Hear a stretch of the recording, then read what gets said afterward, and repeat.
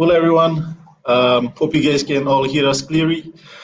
It's a great opportunity for us to join in on this workshop you guys are part of today. My name is Save, and this is Andy Mbole, and we're both part of the Fiji Enterprise Engine. And today we're tuning in from the Market Development Facility office in Suva.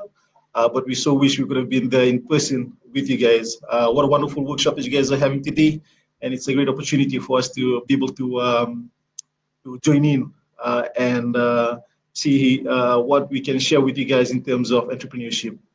So part of the webinar today is us introducing our international master trainer, and he'll be sharing about introduction to entrepreneurship, and we hope that the information he shares will be of much help to all of you. Andy? Yes, thank you very much, Savit. Hope you can hear us all properly over there. There's a chat box that's available, so if you have any questions midway through the presentation, you're more than welcome to just type in the chat, and Steve will be able to facilitate your questions after. As Savit said, we'll have a 40-minute presentation by Steve, our international master trainer. Steve has been working in the Pacific, in Australia, in New Zealand, in Fiji for over 30 years. He was a lot of people's trainers here in Fiji back in the day, so he's probably not a very unfamiliar face. He's also been working in soap manufacturing. He has a few businesses in Australia, and he's got a lot of insight in entrepreneurship. So we're really excited that he's given his time to be part of this. And I thank you for giving your time and allowing us this space to share these messages with you. I hope that you'll enjoy the session and the question and answers that are to follow. So without further ado, we're just gonna, Steve, if you could just turn your camera on. Hi everybody, can you hear me well? Welcome to this session on turning your ideas into a reality. I'm so happy to be here talking with you today about making your dreams come true. You know, we all have dreams. This workshop is designed to make those dreams come true in the world of business. You know, we are going through difficult times, but history shows that businesses can succeed in difficult times. So what I want to do is to share with you some ideas of how you can make your dreams come true by turning on your business mind. So business starts with two things. First, what the customer wants and what you can offer. You know, too many people say, I'm good at this. You might be very good at that. But if nobody wants your product, nobody wants your service, you have nothing to offer, right? Someone out there must want what you want to buy. At the same time, there is no point having a market that wants products if you cannot deliver those products. So before you think of going into a business, ask yourself, do I have something to offer? Is there a customer that wants something that I have to offer? So these are two very important questions to think about before you are going to business. Even if you are doing a catering service, even if you are doing a house minding service, even if you are driving a truck, ask yourself, what does the customer want from my catering service? Do they want quality food? Do they want good service? Do they want prompt service? Do they want reliability? Can you deliver that? If the customer wants high quality food and you cannot deliver that, then you have no use to the customer. So these is the first thing that you need to think about before you even go into business. So now you've thought about your business idea and you want to go into business and you say, somebody out there wants what I have to offer. And I have something that somebody wants to offer. Okay? So let's go on to our next slide. once you got into business, what will make you succeed? Okay. First thing is to have a vision of yourself. See yourself as the successful business person. In whatever you are doing, successful business people can put their hand out and say, this is what I want to deliver. This is what I want, the service I want to provide. So if you have that vision of your business, you have that vision of your product, then you can, very important, you must trust and believe in yourself. Because if you don't trust yourself, how can anybody trust you? You must say to yourself, I can do this. I can make this succeed. I believe in myself. I can succeed. It's only when you believe in yourself and you have trust in your skills and your confidence, then other people will believe you. You know, I'm sure if you go out and go to the market and you ask the person, is that fruit sweet? Maybe. You don't have trust, isn't it? But the person says, yes, very sweet. I plucked it fresh. I plucked it this morning. You have confidence, right? So you have to trust in yourself. The next thing, you must be prepared for the challenge. Running a business has challenges. You have to wake up early. You have to do a lot of work. It's not sitting there and waiting for the money to come in. If you are prepared to take those challenges and run with it, then you can succeed. Okay? So you have to take on those challenges yourself. And never take no for an answer. Someone says, I don't like that. Why? Can I give you something else? Can I offer you something?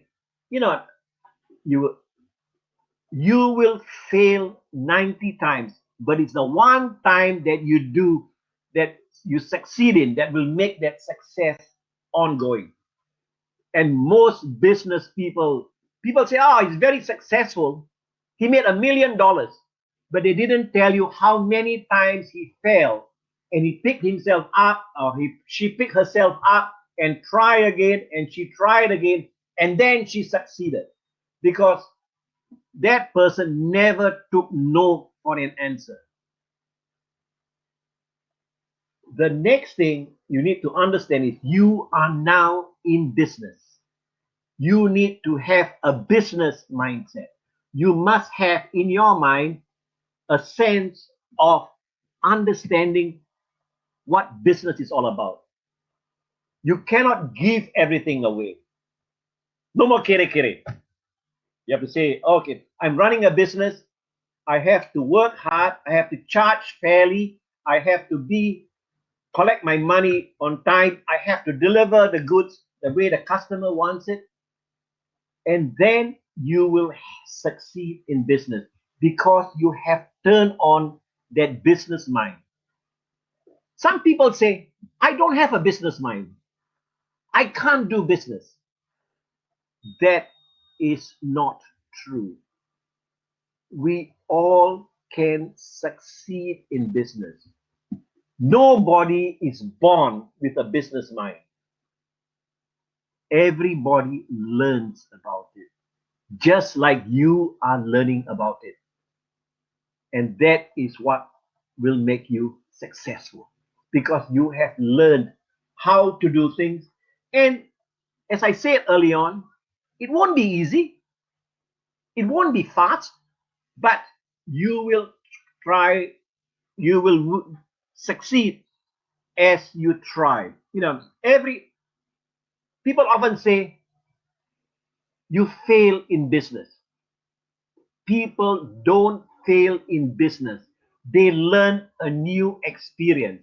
They learn, I did this, it didn't work, so I did something else, right? So they fail in one thing, but they learn something else. Or the customer doesn't want this product, I didn't fail. I learned they don't want this. They want something else. So that's a business mindset, right? And remember, not all of us are good at everything. Some of us are good at selling things. Of us are good at producing things. But to make the business work, you have to have all these things together. So if you cannot do it, you have to work with somebody else who can help you. And good, successful business people succeed not only on their own, but working with other people. Working with other people who share your vision, who are prepared to put in the same amount of effort and the same amount of dedication that you are putting in. Okay? Later on, we'll talk about this. But when you are going into business, remember you are not alone out there. There are many people who can help you and will help you and are prepared to help you. People like the MDF, the Fiji Enterprise Engine, the Fiji Employers Federation, your own organizations, even Rosie is there to help you succeed. So you need to be able to work with these people and draw out whatever help you can get to make you succeed. You remember, I started by saying having a vision.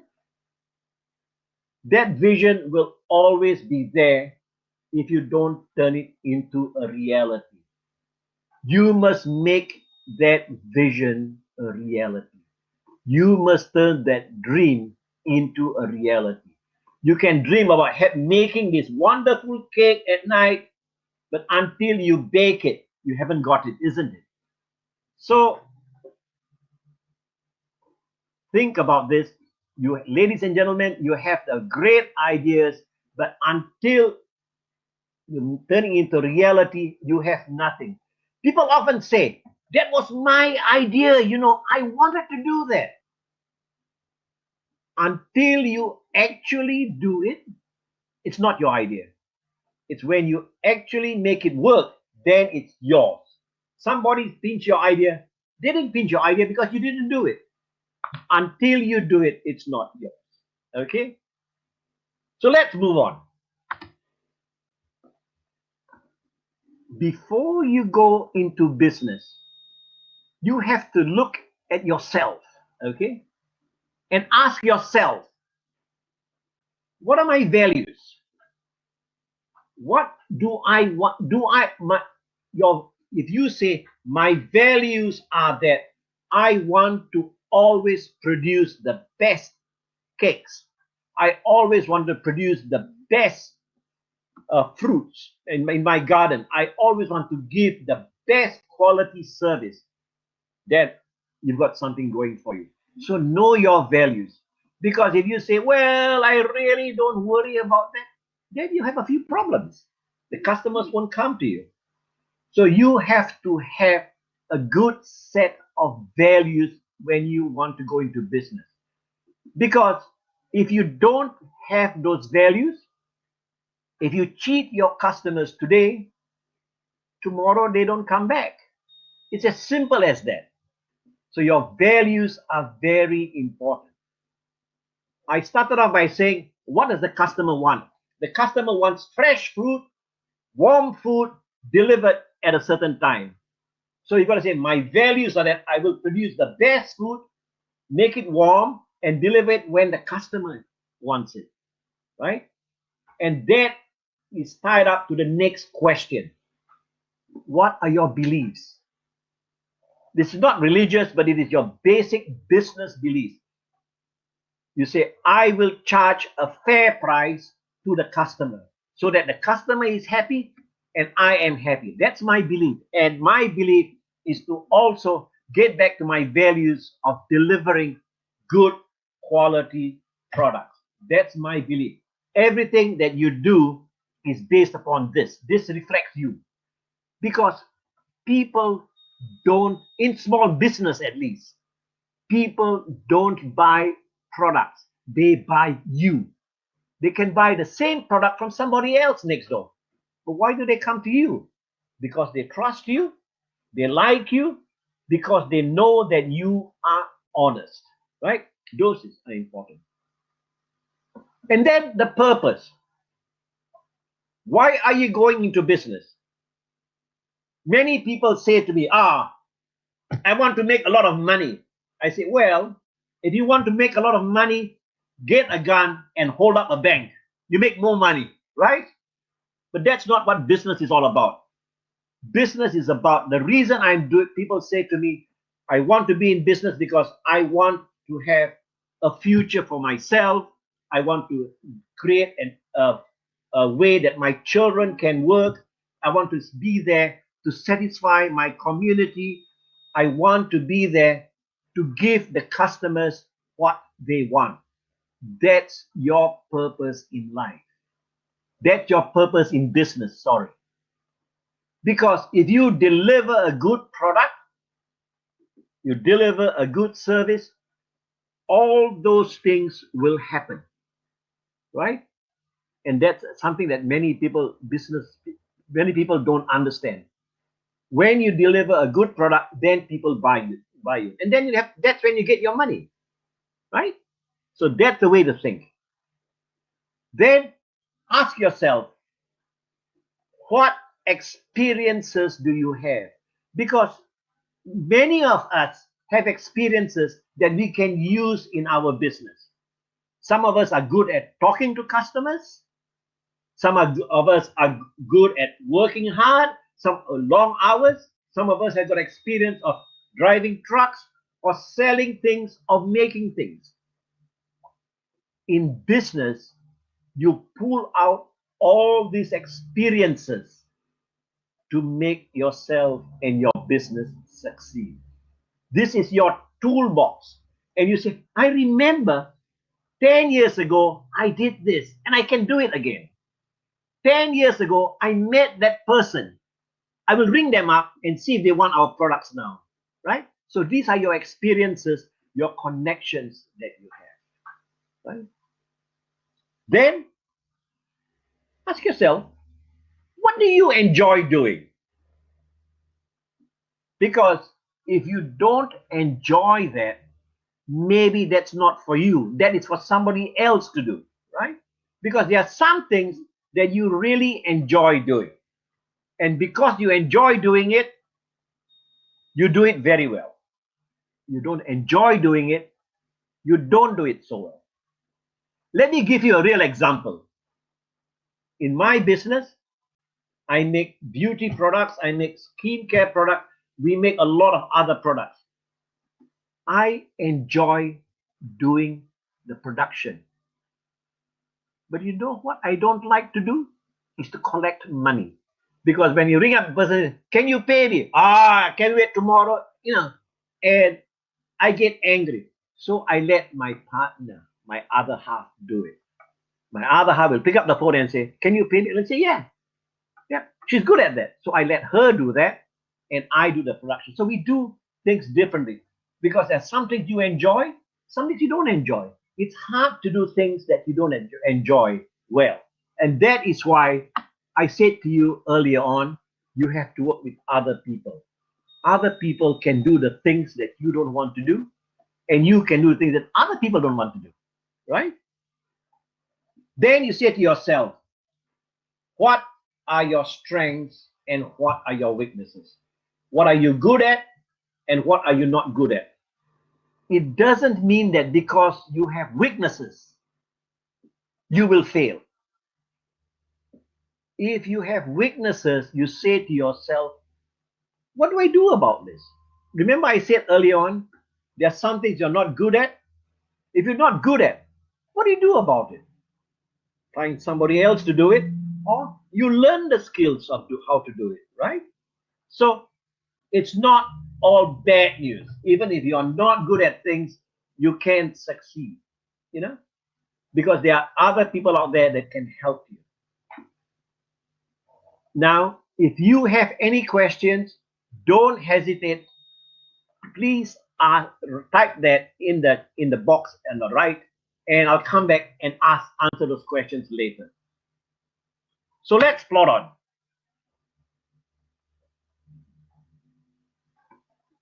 Excuse me. Where do you get ideas from? People say, can you give me an idea? No. Let me tell you how to get ideas. Have you been outside and said, that makes me angry? Why? It makes me angry because the service they are delivering is very bad. What they are doing is not good. Remember, if it makes you angry, it must make a lot of other people angry. So why do you get angry? Why don't you just do something and do it better, right? That's how many businesses start. Because someone is doing something badly, they are not selling the right product. I go into that shop, they always don't have Coke. They always don't have this product. They always don't have fish. Everybody wants to eat fish, they don't sell fish. What does it tell you? There's an opportunity, isn't it? I go out there, the food is always cold. People like in Fiji like warm food. What does it tell you? There's a need for that business, isn't it? So that's how one way of identifying ideas. Another way of identifying ideas is very similar to the first. What is done badly? They do it very badly. They don't deliver on time. They don't have this product, so you do it better than everybody else. You don't have to reinvent anything. You can just look at what is happening out there and say, I can do it better, right? Another thing is, what is wasted? Remember, one person's trash is another person's treasure. Maybe one person sees this as a wasted coconut shell. Another person sees this as a piece of art, isn't it? So always look at that. You remember the little guy selling the fabric rugs at the markets? That was all wasted offcuts from the garments. Sewed it together, made it a rug, and I think he sells it for $5, isn't it? So what is wasted? There's not only wasted time, not only wasted products, wasted time, wasted effort. Maybe by sitting down and thinking. Later on, if we have an opportunity, we can talk about how we can get these ideas. What is wasted? I see many examples of things being wasted that have been turned into something new. Then, what is stupid? People always say, that's a stupid idea. But you know what? The stupid idea is the most successful business, right? Before, just think about this.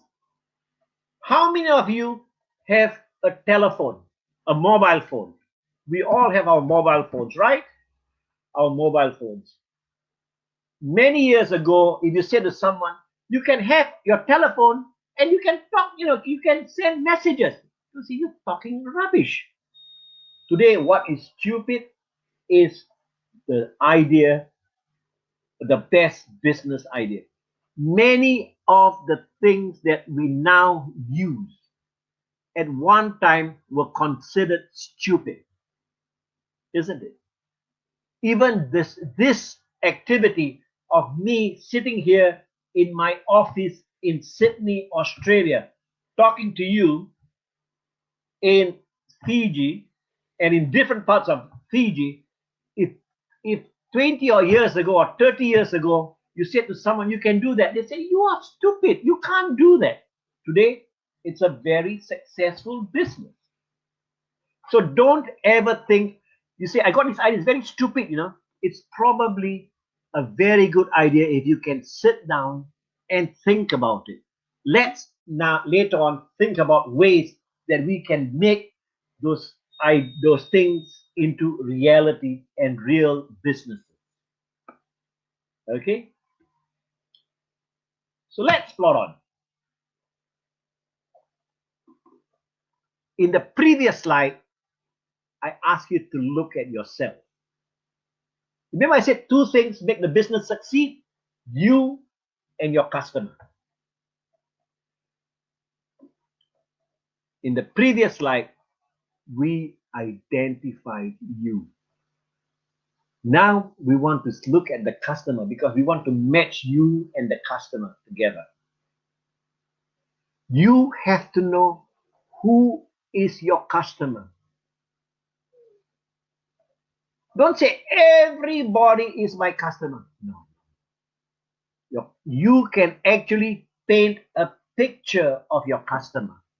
If you are good enough, you can paint a beautiful picture of your customer. You will say, my customer are mainly women, maybe housewives, or maybe working women, or they might be men, right? Because understanding, it depends on what you're producing. Then you have to produce different things for different people, right? They might be mothers, right? Let's say your customers are mothers. It's a very important question because the other questions that follow will support that. Why are they buying? They're not buying for themselves, they're buying to feed their family, isn't it? So understand why they buy, you know? And what are they buying? People say, are they buying food? No, no, no, no, no, no, no, no. They're not buying food. They're buying a variety of food. They are buying health. They are buying health. You know why they buy from you? Because your food is healthy. And that is why they are buying, you know? What are they buying? They are buying quality. They are buying health. So it's not just say, I sell food. I sell healthy food, right? I sell healthy food for families and I sell it to housewives on their way home from work. Or I make food for catering and I sell to hungry workers working on a job site, right?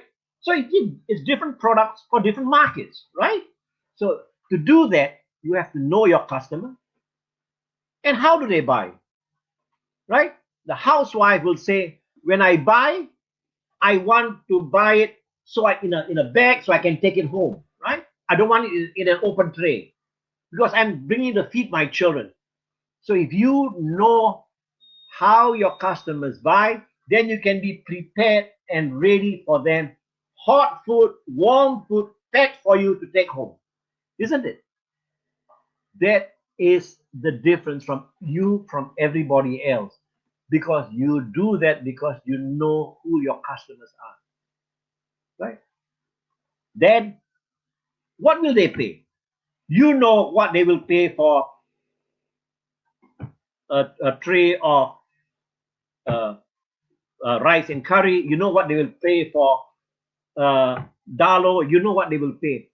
And if you know what they will pay, you can prepare your food that way. If you are sewing dresses, you know what they will pay for a casual dress, what they will pay for a party dress, what they will pay for a wedding dress. Because if you don't know that, you have to go out and get that information, right? And when do they buy? When will the housewife buy?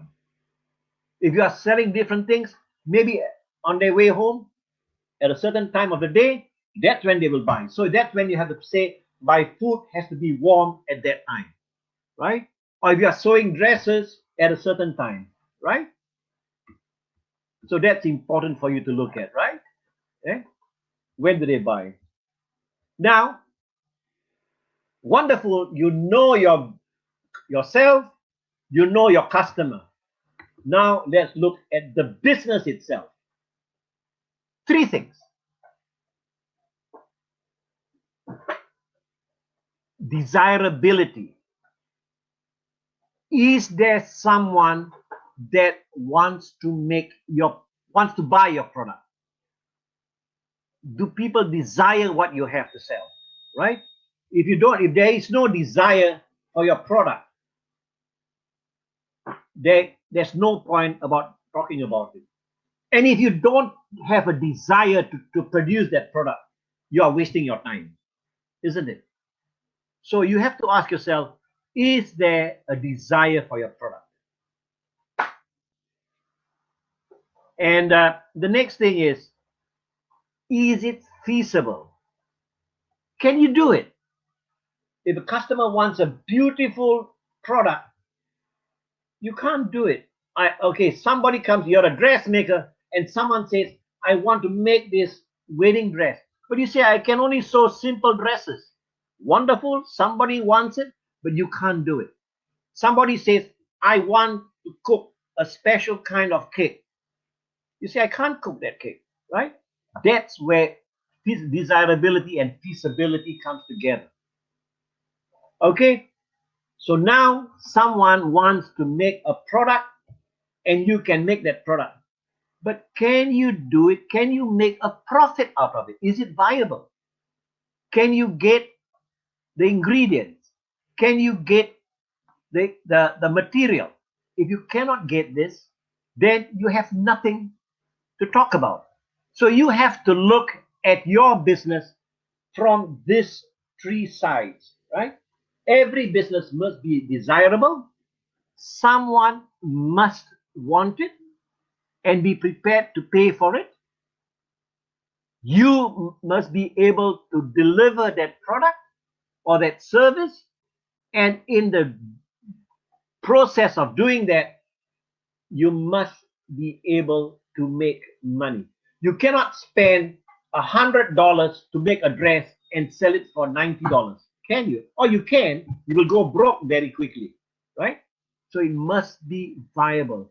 If you are saying it is costing me $100 to make the dress, is the customer prepared to pay $150 or $200 for that dress? So you have a profit, right?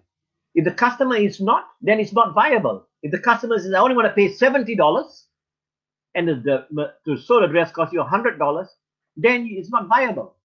So you have to look at the feasibility, desirability, and viability. Later on, when you think of your ideas, ask yourself these questions. Can I do it? If someone wants it, and will it be profitable? That, ladies and gentlemen, is the story of business. Right. Let's plot on.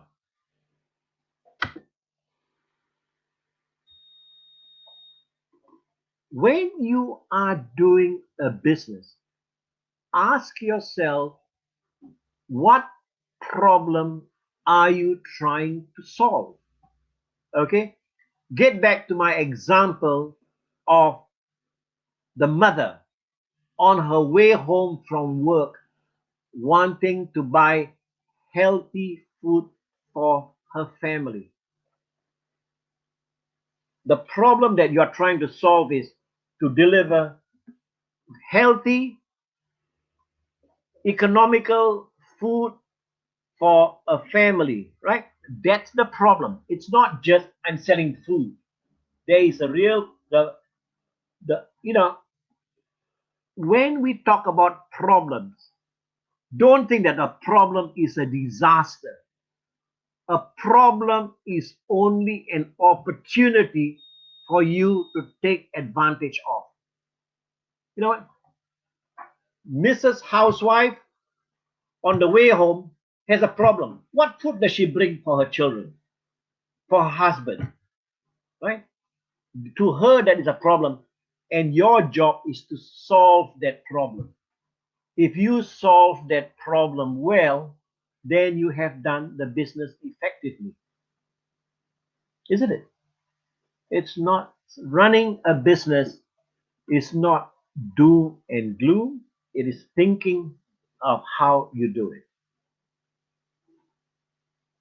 And what makes you different from every other business? Yeah. Many people say, well, they run a business, they sell dalo, I will also sell dalo. No. They're already doing it. Why should anybody go to you? So you have to say, if I want to sell dalo, my dalo will be different from everybody else. It will be fresher. It will be this way. Make yourself different. Then people will come to you. Everybody wants to follow everybody else. At the end of the day, there is only one Mrs. Housewife who got so much money, and 3 people are selling the same product. None of them are making money. But if yours is different, then just say, I will spend it with you. Right? So try and make it different. Whether you are selling food, whether you are selling your service, whatever it is, the point is to be better or different from everybody else. Only then will you survive. If you are going to be like everybody else, there is nothing special about you. Nobody needs to go to you, right? So ask yourself these 2 questions in your business. What problem are you trying to solve?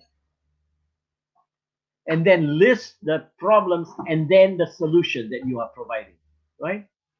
And once you think about this, then you also can go, when you are looking at a customer, you say, what's the customer's problem? And how can I solve that customer's problem? Then you are on the right track. And what makes my product or my service different? Sometimes it doesn't have to be a new product. Maybe the way you present it, the way you say hello to your customer, Bula, sometimes you go to a shop, Bula, other people say Bula, and that's the only difference. People say, I like to come to you because you are warm and friendly. The same dalo, the same cassava, the same coconut, but I feel I want to deal with it because you always make me feel happy. That's the point of difference. Nothing special. So ask yourself, these are the little things that make it different.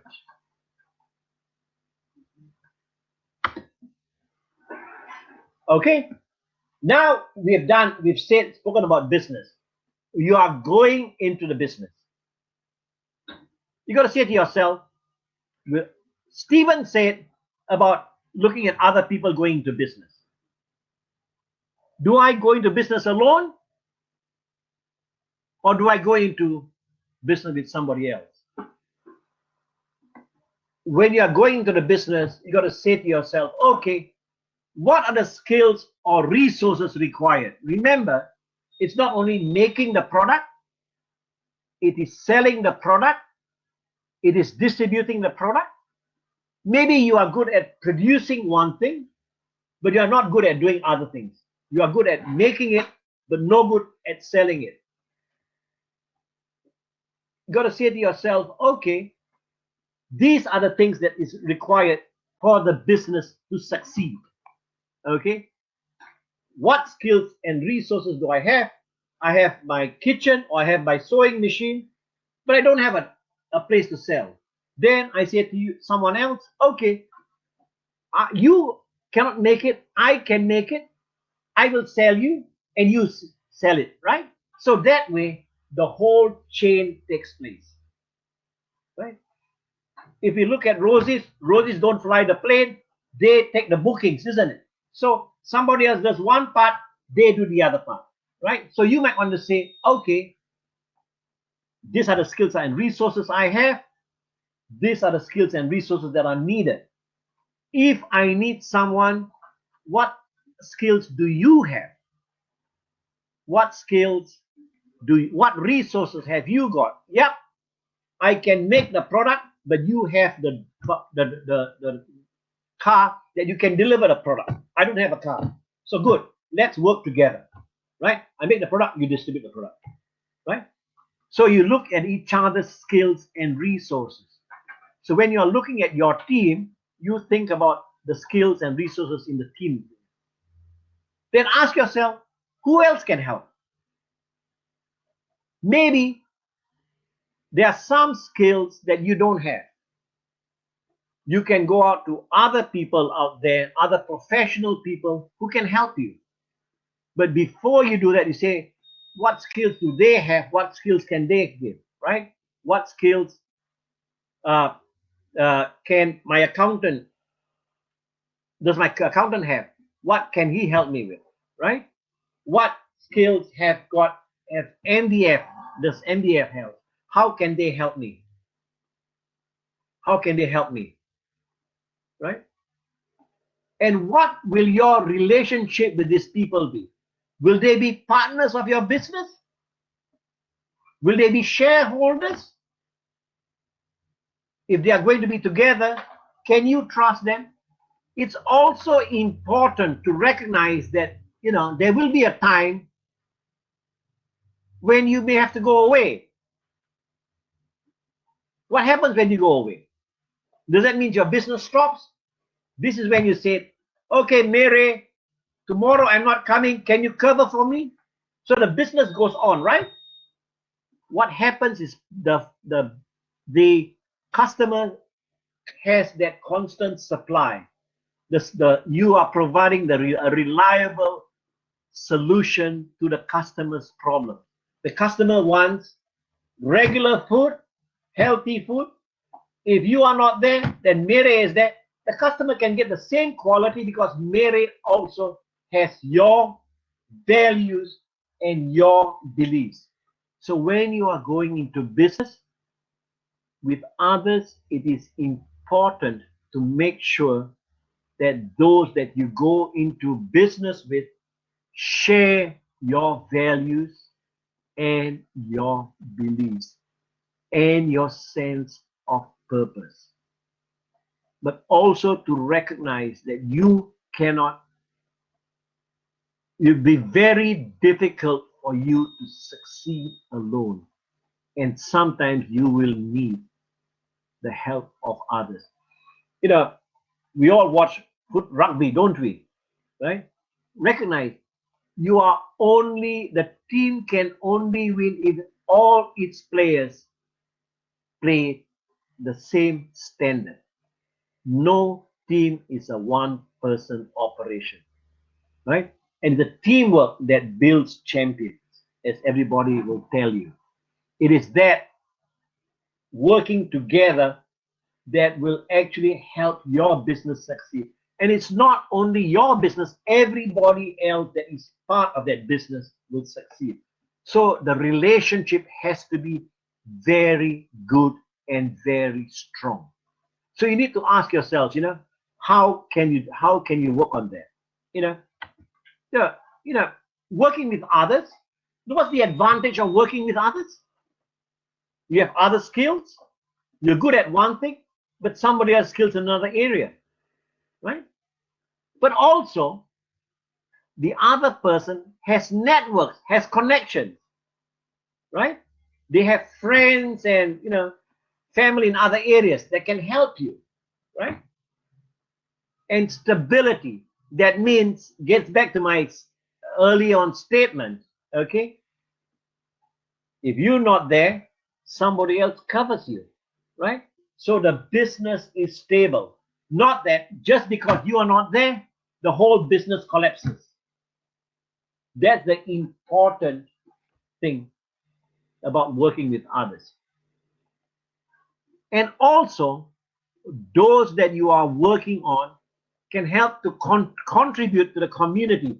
And by you working with other people in the community means you are helping that community, right? And if you are helping the community will help you, isn't it? So that's the way about looking and working with others. Not only are you helping yourself, you're helping the community. And when you help the community, they will help you back because you are helping their mother, their father, their uncle, their auntie, their father, their mother, their son, and their daughter. And that's important. And one other important thing about working with others, you learn from others. You can preserve and share and transfer your knowledge to other people so that the business can grow. You cannot say, I'm the only person who can do this. Because what happens if you get sick? The business fails. So I teach other people, you teach other people, so that they can also do it. By doing that, you are actually preserving your knowledge. You are sharing that and transferring that knowledge. That is the important part of running that this or working with others in business. Okay. Okay. Now, let's say we've decided that we want to get to business together. Something we must understand. Working in a community business or working in a cooperative business means we share responsibility. It's not only your job, it's not only my job, it is our job to make sure that the business succeeds. Because if you don't do it, the business is going to fail. If I don't do it, the business is going to fail. So we are all in this, in a sharing situation. We share our responsibilities. I cannot let my team down. Remember that I'll put our rugby team again. The team is dependent upon everybody. If one person lets it down, then the whole team collapses, right? Because we all collectively own the success and the failure, and that team is our team. It's not your team, it's not my team, it is our team. We collectively own this, right? And our profit, we can talk about this profit later on, how we share the profit. We distribute it because you work 2 hours, you get 2 hours pay. I work 1 hour, I get 1 hour's pay. Bere works for 10 hours, she gets 10 hours. So that's how you share your responsibility, right? That's your method of distribution of profits. But the advantage about this is that because we're all doing it together, we have a much bigger market space. And that's the beauty of it. So working cooperatively, we need to discuss of how we will structure and how we will look at the sharing of responsibilities and gaining profit and distributing that profit equally, right? So that brings me now to the end of my formal session.